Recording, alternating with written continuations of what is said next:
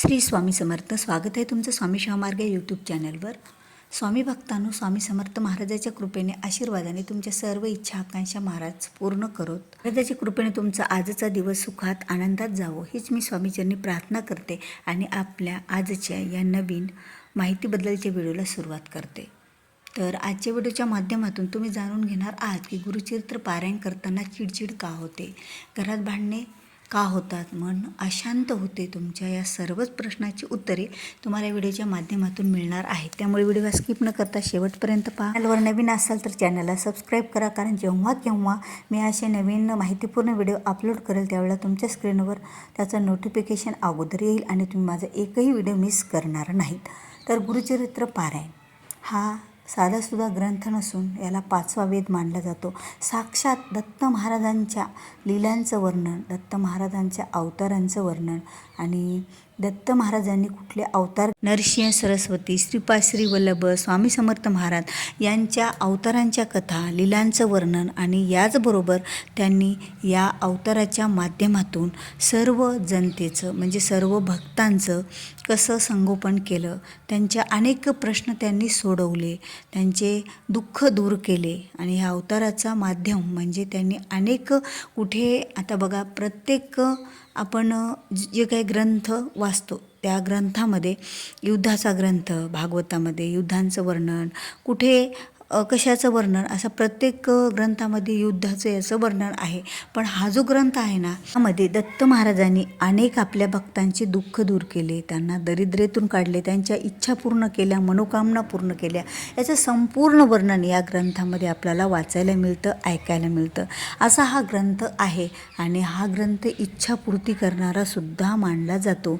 कारण दत्त महाराजांच्या कुठलाही प्रश्न हा सुटल्याशिवाय राहत नाहीत. आपले अनेक दुःख हे दूर होतात. कारण दत्त महाराज, स्वामी समर्थ महाराज यांच्या सेवा, यांच्या पूजा ह्या कधीही वाया जात नाहीत. आणि गुरुचरित्रसारखा ग्रंथ जर आपण वाचन केला तर या ग्रंथातून जे आपल्याला ज्ञान मिळतं आणि त्याचबरोबर आपले दुःखातून आपल्याला मुक्ती मिळते आणि आपल्याला मोक्षसुद्धा प्राप्त करून देणारा असा ग्रंथ आहे. म्हणजे यातलं जे ज्ञान आहे ते आपल्याला संसारातल्या कुठल्या गोष्टी कराव्या, कुठल्या गोष्टी टाळाव्या, कसं संसारात वागावं, कसं राहावं, या संपूर्ण गोष्टीचं वर्णन या गुरुचरित्र ग्रंथामध्ये आहे.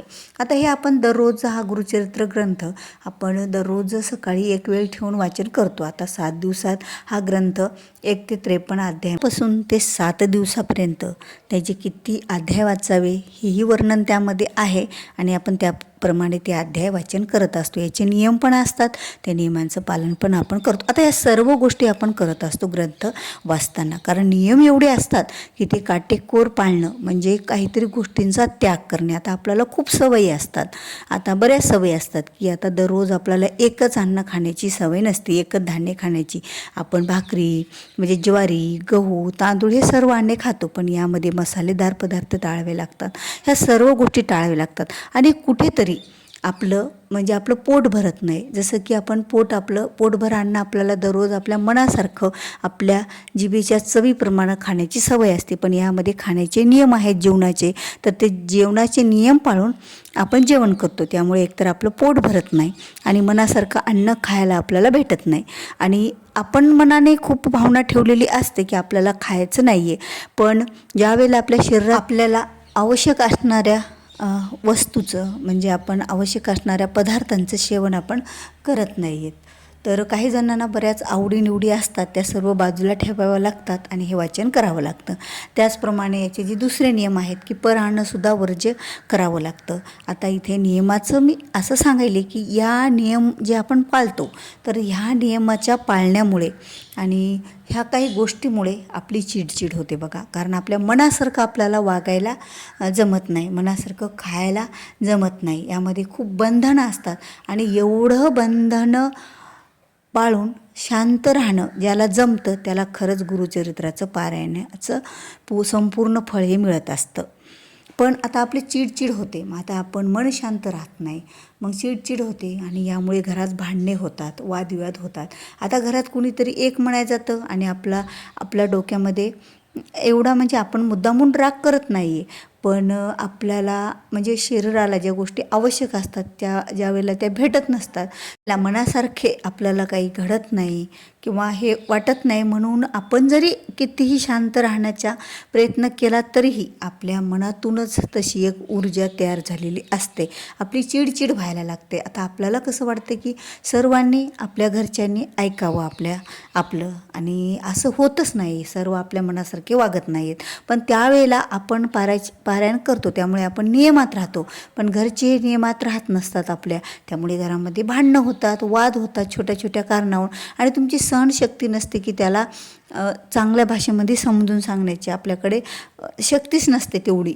आणि एकतर आपली चिडचिड कशामुळे होते, एक वाचन 1 ते 1.5 तासाचं असतं, त्यात कथा खूप सुंदर असतात, आपण त्या श्रवणही करतो, पण कोणी मन लावून करतो, तर कोणी फक्त गुरुचरित्र ग्रंथ हा वाचायचा आणि त्याचं पुण्य कमवायचं म्हणून वाचतो, आणि कुणी त्या दररोजच्या ज्या कथा आहेत, ज्या अध्याय आहेत, ते एवढं मन लावून वाचतो ना की त्या अध्यायात काय चालले काय नाही हे समजावून घेतो.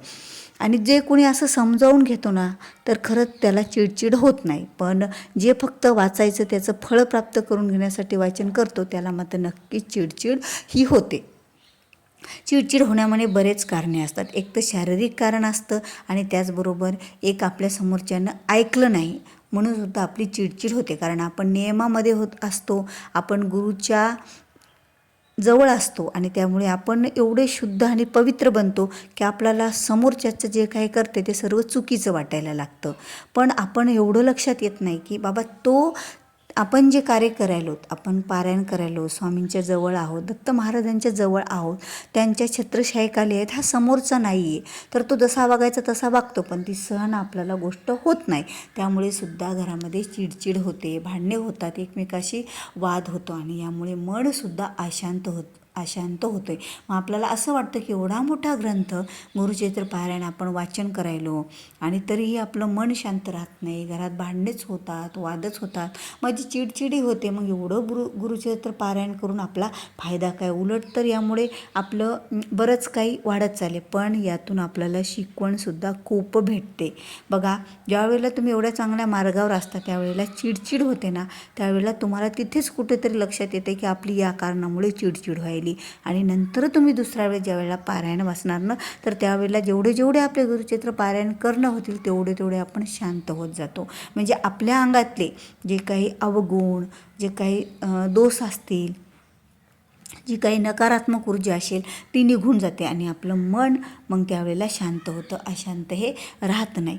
कारण बघा, आपल्यामध्ये जर काही बाहेरची करणी, आता प्रत्येकालाच बाहेरची करणी अशी नसते की प्रत्येकजण काहीतरी विचित्र प्रकार वागतो, पण असतो कुठंतरी आपल्याच्यानं ओलांडण्यात काही जातं, किंवा एखाद्या नकारात्मक ऊर्जेत आपण कुठेतरी जागेवर गेलेलो असतो आणि तिथली जागा घेऊन आलेलो असतो, ती आपल्यामध्ये सामावलेली असते. पण गुरुचरित्र ग्रंथ असा आहे की यामध्ये बाहेरील बाधा जात असते, नकारात्मक ऊर्जा निघून जाते असते, वाईट गोष्टीचा पूर्ण निघून जात असतात, आणि ह्या निघून जाताना आपली चिडचिड होते, आपले भांडणे होतात, वादविवाद होतात, आणि आपला मन कुठेही लागत नाही, मन बेचैन व्हायला लागतं. ही अशी कारणे आहेत. कारण दत्त महाराजांचा आशीर्वाद आपल्या पाठीशी असतो, दत्त महाराजांच्या सेवेत आपण असतो, दत्त महाराज जे आपल्याला आपल्या जवळ ठेवतात, त्यांच्या छत्रछायाखाली आपण राहतो, त्यामुळे त्या ज्या ऊर्जा असतात ना, त्या पटकन आपल्या शरीरातून महाराजांच्या कृपेने बाहेर निघून जातात, आणि बाहेर निघून जाताना ह्या असल्या क्रिया ह्या व्हायला लागतात. त्यामुळे तुम्ही कधीही घाबरायचं नाही आहे की आम्हाला चिडचिड का होते, भांडणं का होतात, मन अशांत का राहतात, काही होत नाही. जसं तुमचं गुरुचरित्र पारायण संपूर्ण होईल बघा, तसं तुम्ही शांत व्हायला लागसाल, चिडचिड कमी व्हायला लागते, आपल्यात परिवर्तन व्हायला लागतं, आपल्यातल्या वाईट गोष्टी निघून जायला लागतात, आणि आपण एक स्वच्छ आणि पवित्र एक आत्मा म्हणजे आपलं शरीरच संपूर्ण चांगलं बनतं, आणि आपला जीव हा दत्त महाराजाशी आपण जोडला जातो, त्यांच्या संप्रदायामध्ये आपण जोडल्या जात असतो. म्हणून तर आपण पहिले वेळेस गुरुचरित्र पारायण केलं तर जास्त त्रास होतो, आणि वारंवार पारायण करून आपल्या ज्या काही वाईट गोष्टी आहेत त्या निघून जात असतात. म्हणून न घाबरता हे गुरुचरित्र पारायण करा. जरी चिडचिड झाली तरी, भांडणे झाले तरी, मन अशांत राहिले तरीही, कारण वाईट ऊर्जा ही निघून जात आहे, खराब ऊर्जा घरातून जात आहे, आपल्या शरीरातून जात आहे. म्हणून यातला कुठलाही विचार न करता आपल्याला गुरुचरित्र पारायण हे वारंवार आणि नेहमीच करायचं आहे, आणि दत्त महाराजांचा आशीर्वाद आपल्या कुटुंबाला आणि स्वतःला प्राप्त करून घ्यायचा आहे. तर व्हिडिओ आवडला असेल तर व्हिडिओ लाईक करा, शेअर करा, चॅनलवर नवीन असाल तर चॅनलला सबस्क्राईब करा. तर भेटूया पुन्हा अशाच एका नवीन माहितीपूर्ण व्हिडिओसोबत. तोपर्यंत श्री स्वामी समर्थ. जय जय स्वामी समर्थ.